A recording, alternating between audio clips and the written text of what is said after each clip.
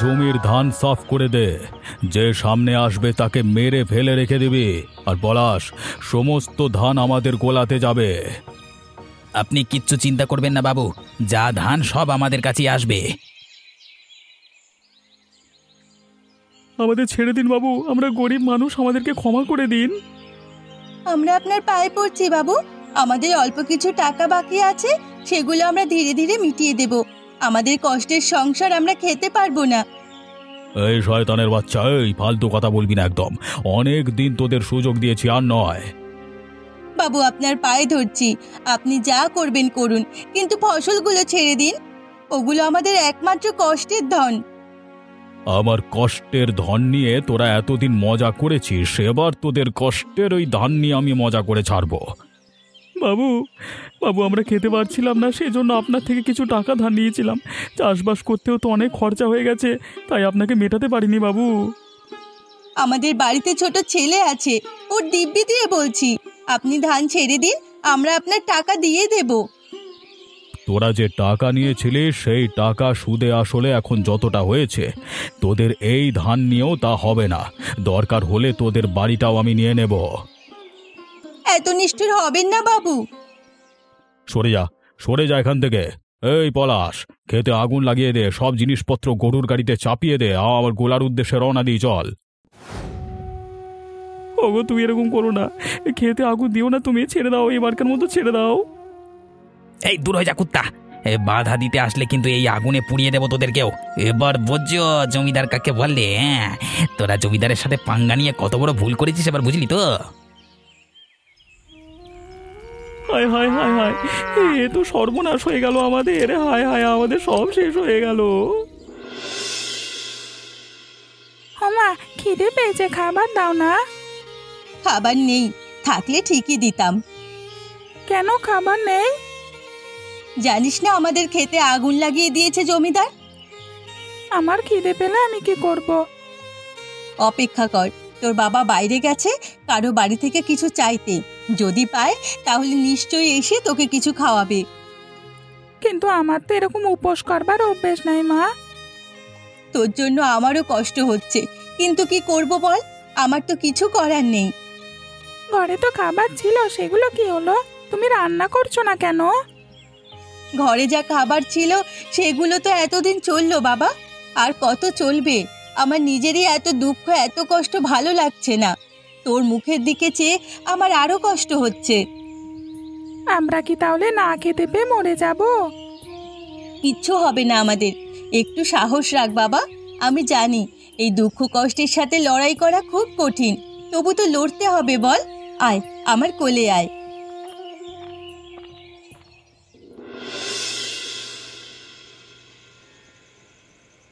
কি গো, রান্নায় শুধু শাক সিদ্ধ আর ভাত করেছো কেন?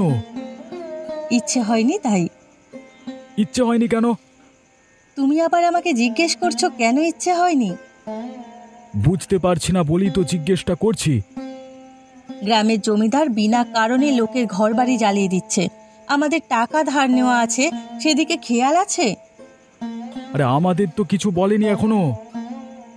বলেনি বলে তুমি অপেক্ষা করবে? আরে আমরা তো অল্প টাকা ধার নিয়েছিলাম। কখন এসে তোমার ঘর জ্বালিয়ে দেবে? সবাই অল্প করেই টাকা ধার নিয়েছিল, তারপরেও তো তাদের সর্বনাশ হয়েছে। তাহলে তুমি কোন ভরসায় বেঁচে আছো শুনি? তা বলে তার সাথে তোমার এরকম খারাপ রান্নার সম্পর্কটা কি? ধীরে ধীরে এবার টাকা জমানোর চেষ্টা করো। পেটে খাওয়া বড় কথা নয়, কিন্তু লোকের কাছে ধার নিলে সেটা মেটাতে হয়। তুমি সব সময় বড় বড় কথা বলো, এই জন্যই ভালো লাগে না। উচিত কথা বললে কারোরই ভালো লাগে না।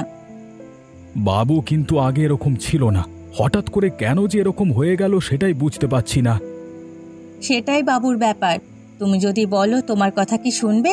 শুনবে না তো, তাহলে আবার অত কথা কিসের? আমরা সাধারণ মানুষ, সাধারণভাবেই আমাদের বাঁচতে হবে, তাহলে সেটুকু চেষ্টা করি। ঠিক আছে, তুমি যা বলবে তাই হবে। যা রান্না করেছি চুপচাপ খেয়ে নাও। ঠিক আছে ঠিক আছে। সেদিন কেমন দিলাম বলো? উচিত শিক্ষা দিইনি? একদম উচিত শিক্ষা দিয়েছেন বাবু, ছোট লোকগুলোর সাথে এটাই করা উচিত। কদিন থেকে দেখছিলাম গ্রামের লোকগুলো বড্ড পেয়ে বসেছিল। একটাকে ভালো করে শিক্ষা দিলে বাকি সবগুলো মনে থাকবে। তবে আমার কিন্তু মজা লেগেছে খুব। এরকম মজা মাঝে মাঝে মানে খুব পেতে মন চায়। চিন্তা করিস না, এরকম মজা আরও পাবি। এবার কাকে কি করা যায় বাবু? গ্রামের শেষ প্রান্তে একটা বাড়ি আছে, ওদের কি নাম জানো? কে বলুন তো? এই নীলিমার গোপাল? হ্যাঁ, একদম ঠিক কথা বলেছিস। বেটারা অনেক দিন আগে আমার থেকে টাকা নিয়েছিল। এবার ওদের ঘর দর নিয়ে নেওয়ার সময় এসে গেছে। তাহলে চলুন একদিন। যাওয়ার আগে আটঘাট সব বেঁধে যেতে হবে, যেন ফিরে আসতে না হয়। আপনার এই পলাশ থাকতে কোনোদিন আপনাকে ফিরে আসতে হয়েছে খালি হাতে? যেখানে গিয়েছেন হাত তো ভরিয়ে দিয়েছি। হ্যাঁ রে, তুই আছিস বলি তো আমার শান্তি, নাহলে এত বড় জমিদারি এত দায়িত্বকে দেখবে বল দেখি। আমি আপনার কিনা গোলাম বাবু, আপনি যা হুকুম করবেন আমি তাই করব। হুকুম তাহলে একটাই, ওদের ঘর থেকে তাড়াতে হবে। ঠিক আছে বাবু, আমি এখন গিয়ে লোকজন জড়ো করে রাখছি। আপনাকে সব কিছু ঠিকঠাক হয়ে যাওয়ার পর জানাবো। হ্যাঁ,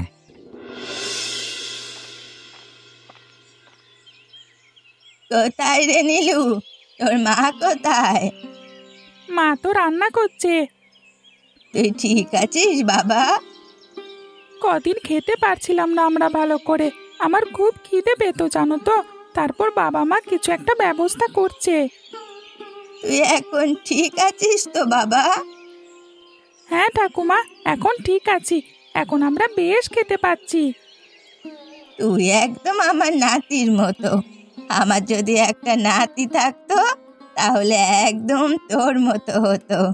তুই খুব ভালো রে, আমি তোকে খুব ভালোবাসি। তুই খেলা কর এখানে, আমি তোর মায়ের সাথে একটু গল্প করে আসি। হ্যাঁ যাও না, মা রান্নাঘরে আছে।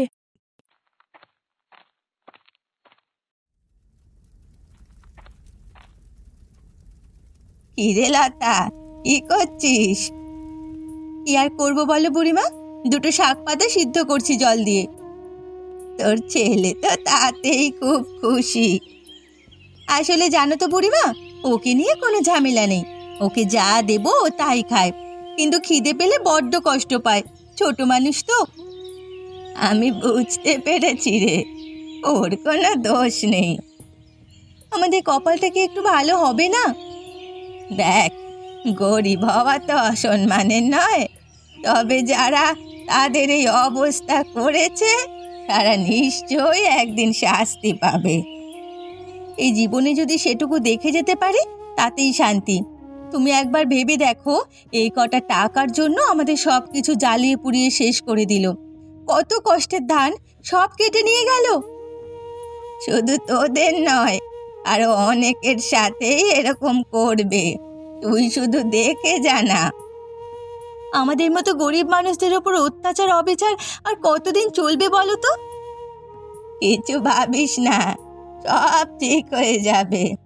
উপরওয়ালার ওপর ভরসা রাখ, আর আমি তো পাশে আছি। যদি তোর এই বুড়িমা একটু বড় লোক হতো তাহলে নিশ্চয়ই তোকে সাহায্য করত। এই যে তুমি আমাদের এই বিপদের দিনে পাশে আছো, এর থেকে বড় সাহায্য আর কি হতে পারে বলো? তুমি একদম আমার মায়ের মতো। তোকে তো মেয়েই ভাবি রে, তাই তোর বিপদের দিনে দেখতে এসেছি। সাহস হারাস না, যতটুকু আছে ততটুকু দিয়ে ঘুরে দাঁড়াতে হবে। ভরসা রাখ, সেই ভরসাতেই তো বেঁচে আছি। এই জমিদার বাবু এসেছে, বের হ। কি হয়েছে? আপনারা এসেছেন কেন? আমরা কি দোষ করেছি বলুন? আমার টাকা। বিশ্বাস করুন বাবু, আমরা না খেয়ে টাকা জমাচ্ছি শুধুমাত্র আপনাকেই দেব বলে। সেটাই তো বলছি, কোথায় সেই টাকা? বাবু আর কয়েকটা দিন সময় দিন, আমি আপনার বাড়িতে গিয়ে নিজে টাকা দিয়ে আসবো বাবু। পলাশ, লোকজনকে বল রে এদেরকে মেরে ঘর থেকে বের করে দিতে। আমাদের কথা শুনুন বাবু, আমাদের এই ঘরটুকু ছাড়া আর কোনো সম্বল নেই। দয়া করে আমাদের ঘর থেকে বার করবেন না। আমরা তো বলছি আপনার সব টাকা মিটিয়ে দেবো বাবু, একটা দিন সময় দিন না। পারবি না আমার সব টাকা দিতে? মাত্র 1000-2 টাকা তো আমি ঠিক পারবো দিতে। ওই স্বপ্নে বসে থাক তোরা। তুই যা টাকা নিয়েছিস এখন সেই সব সুদে আসলে বেড়ে 30,000 টাকা হয়েছে। কি বলছেন বাবু? আমি তো এত টাকার কথা কল্পনাও করতে পারি না। এখন তাহলে আমার উচিত তোদেরকে মারতে মারতে ঘর থেকে বের করে দেওয়া। সেটাই করুন বাবু, এদের ঘর বেচেও আপনার এত টাকা হবে না। কোথায় গেছিস? এদের ঘরটা ভেঙে দে। বাবু বাই পড়ি বাবু, বাবু নাক্ষর দিচ্ছি বাবু, বাবু এরকম আর ভুল কোনোদিন হবে না, দয়া করে আমার ঘরটা ছেড়ে দিন বাবু। এরকম করবেন না বাবু, আমরা যে রাস্তার ভিখারি হয়ে যাব। কে কোথায় আছিস রে? ওরে ওদের ঠ্যাঙা না, ও মান না রে বাবা। আরে বাবা দাঁড়ান বাবু, এদের চোখের সামনে এদের ঘরটাকে ভেঙে দিই ভালো করে। ঠিক বলেছিস, যেমন কর্ম তেমন ফল। বাবু, আপনি আমাদের কথা শুনছেন না তো? আমি উপরওয়ালার নামে শপথ করে বলছি, যেমন কর্ম তেমন ফল আপনি পাবেন। আমাদের মতো অসহায় মানুষদের চোখের জল মিথ্যে যাবে না। ওরে আবার বড় বড় লেকচার দিচ্ছে রে, কে রে ভাই? হ্যাঁ এখন মুখ দিয়ে অনেক কথাই বেরোবে বাবু, ওসব কথায় কান দেবেন না। তোরা চল, বেরো বেরো বেরো, দূর হয় চল।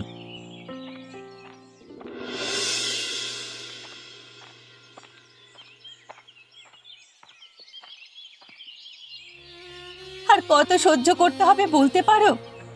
কষ্ট যখন কপালে লেখা আছে তখন তো করতেই হবে।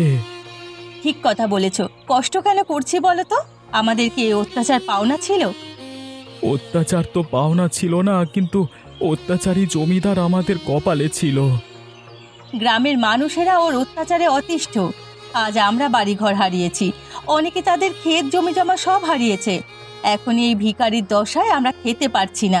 এবার কি করব বলতে পারো? ভেবো না যে কেউ আমাদের খেতে দেবে, কারণ সবার অবস্থাই একই রকম।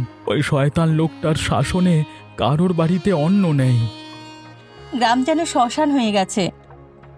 দেখবে একদিন আমাদের সব কষ্ট ওই শয়তানগুলোর কপালে গিয়ে জুটবে। সেটা তো আমি অভিশাপ দিয়েই এসেছি, আর মাথার উপরে বিধাতা তো বসে আছেন। কিন্তু এখন আমরা কি খাবো, কি খেয়ে বাঁচবো সেটাই তো বুঝতে পারছি না। যতক্ষণ শরীরে ক্ষমতা আছে ততক্ষণ জল তো খেতে পারি অন্তত। সেটাও তো কেউ দেবে না বাড়ি গিয়ে চাইলে।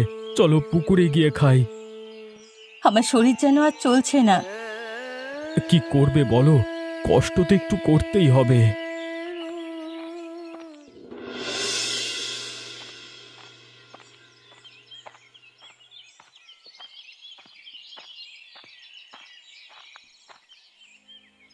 আরে গোপাল, নীলিমা, তোরা এরকম পাগলের মতো ঘুরছিস কেন?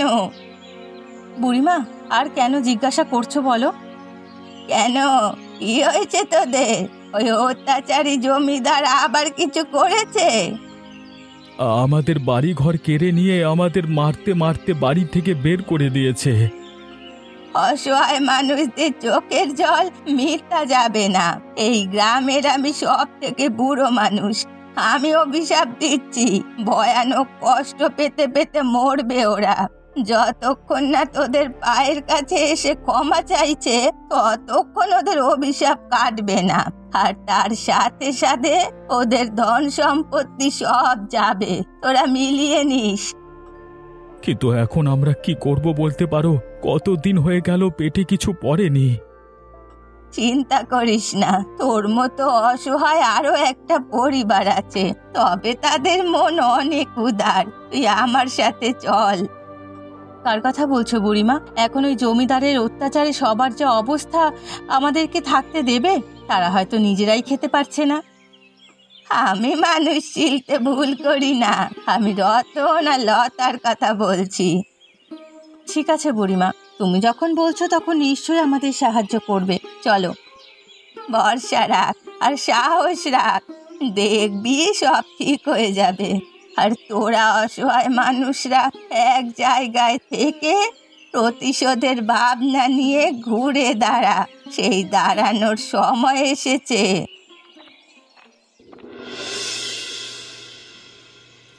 এটাই কি ওই শয়তানটার ঘর? হ্যাঁ, এটাই হরিপদর বিশাল মহলের মতো ঘর। এখানেই একটা ঘরে পলাশ থাকে। তোমাদের ক্ষেত জ্বালিয়ে দিয়েছিল, মনে আছে তো? মরে যাব, তবু ওই কথাগুলো ভুলবো না। তোমাদের ঘর থেকে তাড়িয়ে দিয়েছিল মারতে মারতে, সেই জন্যই তো এসেছি। আজ ওদের শেষ করে দেব। ঘুমের মধ্যে যদি জ্বলে পুড়ে মরে তাহলেই শান্তি। মরবে, এইভাবে না হোক অন্যরকম ভাবে মরবে, তবে ভয়ানক মৃত্যু অপেক্ষা করছে ওদের জন্য। ঠিক কথা বলেছিস তুই। তাহলে আর দেরি কিসের? সব শেষ করে দেওয়া হোক। কাল সকালে যদি বেঁচেও যায় তবে ভাববে যে কেন বেঁচেছি। মৃত্যুকে কামনা করবে, তবুও মৃত্যু আসবে না। এমন ভয়ানক অবস্থা হবে ওদের। দে, আগুন লাগিয়ে দে ঘরে।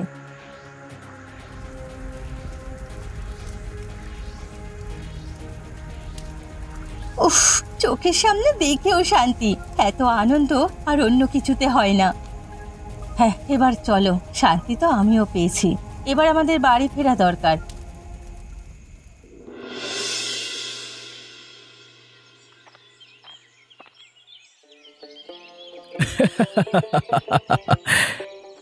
কি হয়েছে গো? তুমি এত হাসছো কেন? হাসছি তার কারণ আছে। কি কারণ শুনি? কাল আমরা যে কাণ্ড করলাম তার জন্য কিছু হয়েছে নাকি? ভালো খবর? অত্যন্ত ভালো খবর। কি খবর শুনি? মরে গেলে তো ল্যাটা চুকে যেত। তাহলে কি হয়েছে? ওদের ঘরবাড়ি সম্পত্তি সব পুড়ে ছাই হয়ে গেছে। একদম নিজে যা করেছিল আমাদের সাথে, ওদের সাথেও সেটাই হয়েছে।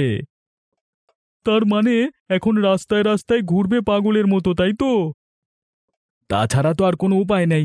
পাগলের মতো ঘোরা ছাড়া কেউ ওদের ঠাঁই দেবে বলে তো মনে হয় না। সাপের জাতকে এইভাবেই মরা উচিত।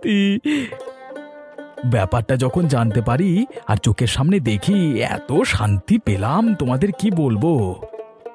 বুড়িমার কথা সত্যি হয়ে গেল। বুড়িমা ঠিক বলেছিল, আমাদের ঘুরে দাঁড়ানো দরকার, তবে উপরওয়ালা সাহায্য করবেন। আমাদের চোখের জলের দাম ব্যর্থ যাবে না। উচিত শাস্তি পাবে ওরা।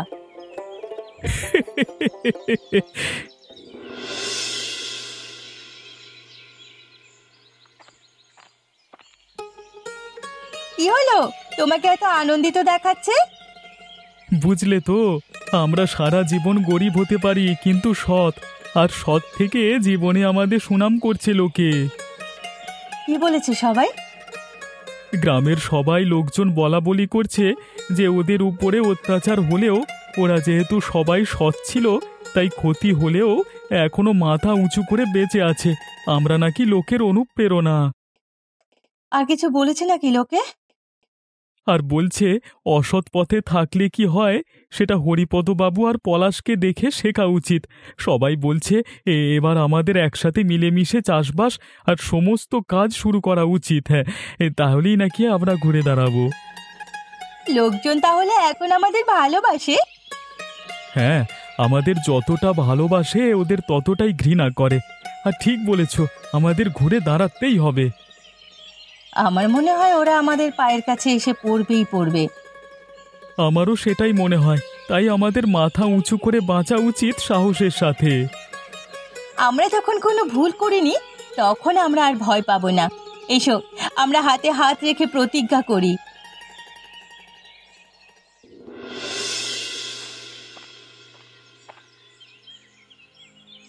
কি জমিদার বাবু, আপনাদের এই অবস্থা কি করে হলো? ভুল করে ফেলেছি বুড়িমা, আমাকে ক্ষমা করে দাও। আর আমি কারোর উপর অত্যাচার করবার অবস্থায় নেই।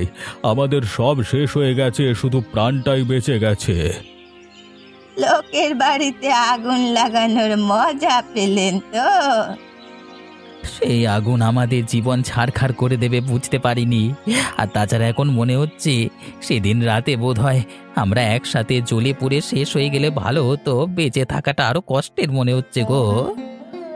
তখন বারবার সবাই মানা করেছিল খারাপ পথে যেতে না। কেন শোনেননি কথা? তখন আমার অহংকারে চোখ অন্ধ ছিল গো। এতই যখন অহংকার, তখন থাকুন নিজের অহংকার নিয়ে, আর পড়ে মরুন রাস্তার ধারে। আমি বাঁচতে চাই, আমাকে উপায় বলো। আমি যে করি হোক, এত কষ্ট পেতে আর পারছি না। কষ্ট থেকে তো বাঁচার আর কোনো উপায় নেই। যা উপায় ছিল সব তুমি নিজে হাতে বন্ধ করে দিয়েছো। আমি ক্ষমা চাইতে চাই। যদি আমি মরে যাই তাতেও কোনো ক্ষতি নেই, কিন্তু আমি সবার কাছে ক্ষমা চাইতে চাই। আমাকে পথ বলে দাও বুড়িমা, আমাকে পথ বলে দাও। যদিও মুক্তি পাবে না, তাও তোমাদের একমাত্র আশ্রয় এখন রতনের বাড়ি। রতনের বাড়িতে গেলে কি আমি সবাইকে পাবো? ওখানেই সবাই আছে। আমি ক্ষমা চেয়ে নিতে চাই সবার পায়ে হাত দিয়ে। আমিও ক্ষমা চাইতে চাই গো। আমাদের ক্ষমা করে দেবে তো? ক্ষমা করুক না করুক, তবু তো একটু হলেও আমাদের অপকর্মের ভার কমবে। তোমরা যে হারে পাপ করেছো, সে পাপের কোনো ক্ষমা নেই। মরার পরেও তোমাদের সব পাপের শাস্তি পেতে হবে। তবুও মরবার আগে একটু শান্তি পাবো। যদি ওদের কাছে ক্ষমা চেয়ে নিতে পারি, ওদের বাড়ি যাই।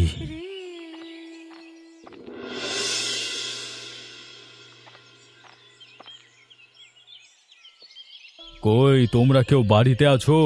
একটু বাইরে আসবে গো, খুব কষ্ট। আমরা তোমাদের কাছে ক্ষমা চাইতে এসেছি, একটু বাইরে এসো। ওই দেখো মা, দুষ্ট লোক দুটো এসেছে।